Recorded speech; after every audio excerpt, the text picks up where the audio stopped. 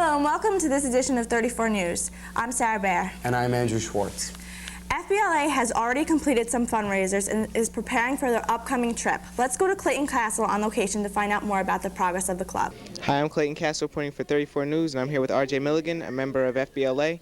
So, RJ, who is your advisor? Mr. Sawa. And what events have you just completed? We just finished the bowl-a-thon for the March of Dimes, and we got the Thanksgiving food drive coming up.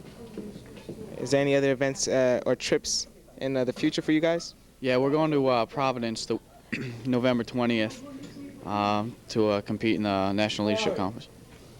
That wraps it up for this interview. Now let's go back to the studio. Thank you, Clayton. The language clubs at SPFHS have announced that they will not start functioning until a contract is signed with the Board of Education. SAD, Students Against Drunk Driving, are preparing for homecoming and other events this year. Let's go to Tessa LaRosa on location to find out more. I'm here with Dave Russ, a member of SAD. So Dave, who's the advisor of SAD? Mr. Abadir, he's a chemistry teacher. Okay, and can you tell me what SAD stands for? It stands for Students Against Driving Drunk. And what exactly do you guys do in this club? We do a lot of stuff to prevent seniors and juniors who have their license from drinking and driving, like put up posters around like big events like homecoming and stuff like that, just to remind them not to drink and drive. Okay, and who's the president of this club? Tracy McAlinto, I believe she's the junior, is the president. All right, well, thank you very much. This has been Tessa LaRosa, and now let's go back to the studio. Thank you, Tessa. Now to Andrew. Thanks, Sarah. SCN is being led again by their advisor, Mr. Stevens, President Lauren Blaylock, Vice President Lucy Zhao, Secretary Liz Drown, and Treasurer Mary Caralevo. The group's website, which can be found at spfhs.sbf.k12.nj.us/SCN, is being solely maintained by Matt McCartney. SCN's annual shoe drive began this past week, as well as a set of courses called Introduction to Disaster Relief. This course is the prerequisite for all future Red Cross training courses. The course introduces its participants to the structure of Red Cross disaster services and provides some basic information about disaster relief. The course will also outline the roles of the Red Cross, government organizations, and non-government organizations during a disaster relief operation. DECA started off with a bang as well, being led by their new president, Paul Valanzano. Steve Sims went on location to find out more. Steve? Hi, this is Steve Sims for TV News Update. I'm here with Pete Kabliska from DECA. Pete, you guys had something that you guys just did? Yes. I guess it was last Friday. We participated with the Interfaith Council for our annual DECA Halloween party. It was just a bunch of members from DECA got together with a bunch of the homeless and less fortunate children of the Interfaith Council in Plainfield and threw them a Halloween party. We had piñatas, everybody dressed up. It was a real successful day. Good, good. You also have something that you're just coming up with now? Yeah, currently we're working on a USA Today and DECA project. Our high school DECA has been selected as one of 7 schools in the nation to start a pilot program with USA Today, and we're currently selling newspapers in school and also subscriptions to the community. So we're asking the community for their support in this program. Good, good. Well, come out and support this, and this is Steve Sims for TV34 News Update, and back to the studio. Thanks, Steve. Now let's go to Susanna Cassell with Arts and Entertainment. Susanna? Thanks, Andrew. Moonglowers has recruited many new freshmen this year. They are starting competition in February. For more information, let's go to Todd Moser on location. Hi, this is Todd Moser reporting for 34 News Update, and I'm here with Jerry Kavinsky, a member of Moonglowers. So, Jerry, when's Moonglowers' first competition? It shouldn't be until next February. We have to work on our songs first. And who's in Moonglowers? It's a young band this year. We have a lot of sophomores, freshmen in it, and there's a couple of seniors. And Mr. T will be conducting us again. And what songs are you performing? We'll be doing Gershwin, I Got Rhythm, and Checking the Cell Structure Part 2. All right, thanks a lot. Now back to the studio. Thanks, Todd. Color Guard is coming to an end of their season. The captains this year are Katie Dougherty, Jen Mayero, and Amanda Kozlecki. There are 23 people on the squad, 5 new freshmen and 4 new sophomores. The advisors this year are Christian DeMate, Catherine Benz, and Susan Feldman. The results of their previous competition on November 1st in Bloomfield against 10 other schools was Best Color Guard, the band won Best Percussion, and they won #1 for overall.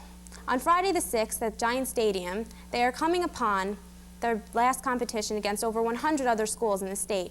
Hopefully, they will succeed with flying colors. Looking toward the future, Color Guard is getting ready for their performance in '98 homecoming. Jazz Band will soon start competing in many competitions this year. To find out their first competition date, here's Catherine Walker. Hi, this is Catherine Walker reporting for 34 News. I'm here with Gary Fletcher and Tom Hardy, members of SPF Jazz Band. So guys, who's your advisor this year? We're under the direction of Mr. Duran Thomas. He's a real cool guy. Duran the man. And what songs are you guys playing this year? We have like a variety of songs. We got Mucho Loco. Funky Freddy. We have like a whole bunch of ballads and like upbeat songs.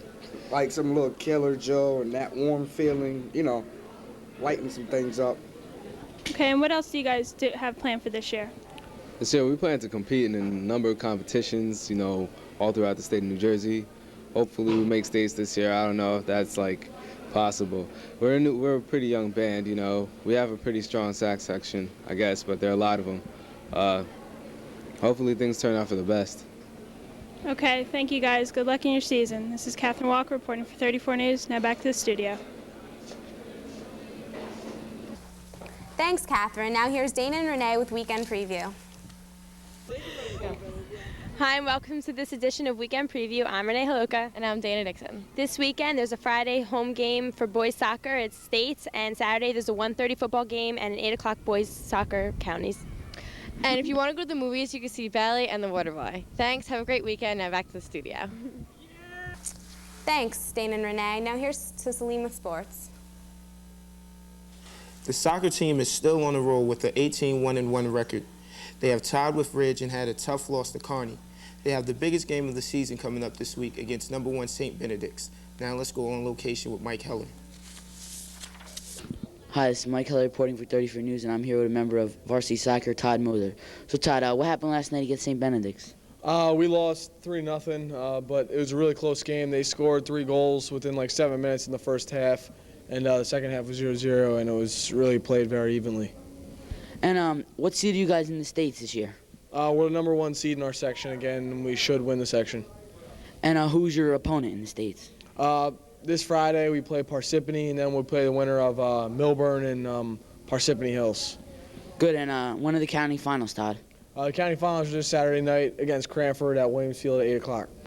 Thank you, and good luck. This has been Mike Heller. Now back to the studio. Thanks, Mike. The Raider football team have stepped it up a notch after a 0-3 start. They're now 3-4 with wins over Linden, Cranford, and Irvington. The head coach is Mr. Cicatelli. The captains are Joe Franzone, Blair Woodward, and Scott Patterson. They are led by junior superstar Nathan Jones. He leads the teams in touchdowns and tackles.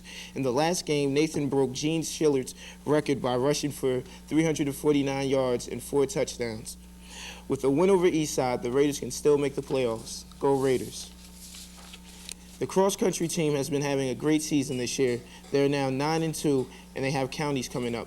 Now let's go on location with Tessa Loretta. For 34 News Update, and I'm here with Holly Otis, a member of the cross country. So Holly, who are some of the key runners? For the boys, we have Josh Ricka and Nick Lastava, and the girls are me and Erin Kelly. Okay, and how are some of your meets going? Our record this year for both the boys and the girls are 9-2, and we have counties on Thursday, which we hope to do well in. All right, and do you guys think you guys are going to do well this season? The boys have been really strong because they've been practicing for a long time, but the girls, we lost a lot of runners from last year. That a lot of them graduated, and a bunch of our key runners are out injured this season. Well, I hope you guys have a good season otherwise. This has been Tessa LaRosa, and now let's go back to the studio. All right. Thanks, Tessa. Now let's go back to Andrew. Thanks, Salim. Now let's go to Vincent Sajaci with this weekend's weather. Vince? Hi, this is Vincent Sajaci here for weekend weather. And on this Friday, it's going to be 56 degrees. And for Saturday, it's going to be 54. And also on Sunday, it's going to be 54. So it's going to be pretty chilly.